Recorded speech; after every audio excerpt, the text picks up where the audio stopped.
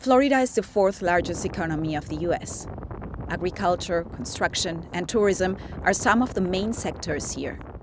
Now this state is facing an exodus of workers.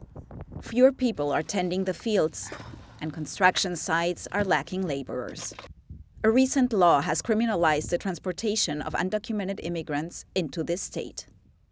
Florida relies heavily on undocumented workers, but the new law doesn't only have an impact on the economy of the state, it also has an impact on the immigrant families who feel threatened, and this is also why we see emptier fields.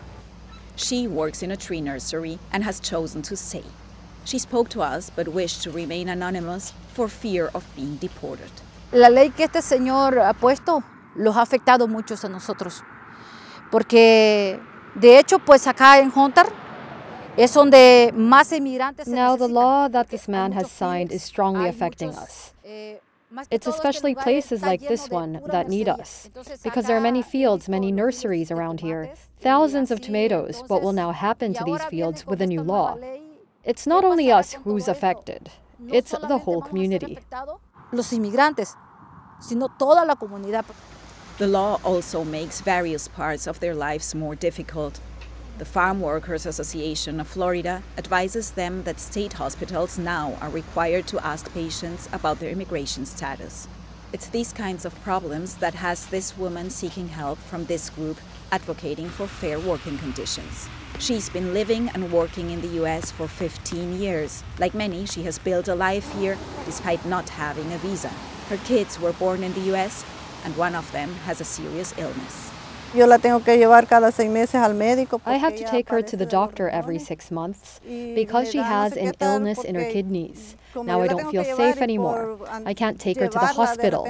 What if they ask me for my immigration status in the hospital or on my way there?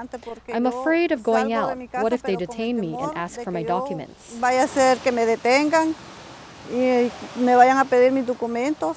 The Farm Worker Association of Florida, along with other civil rights groups, has sued Governor DeSantis and his administration, hoping to block the law's enforcement. The association's spokesperson, Yvette Cruz, argues that without migrant labor, not many will be prepared to do the work left behind. Of course not. You don't see a Caucasian out there bending all day from sunrise to sunset, working more than 14 hours a day. You don't see other people trying to do the job. So no, we don't come and take their jobs. On the contrary, you can have your jobs back now that people are leaving. Come take it. But for now, those open jobs are not being filled. A gap where migrant laborers are removed with no one willing to take their place, which is expected to leave a hole in the state's economy.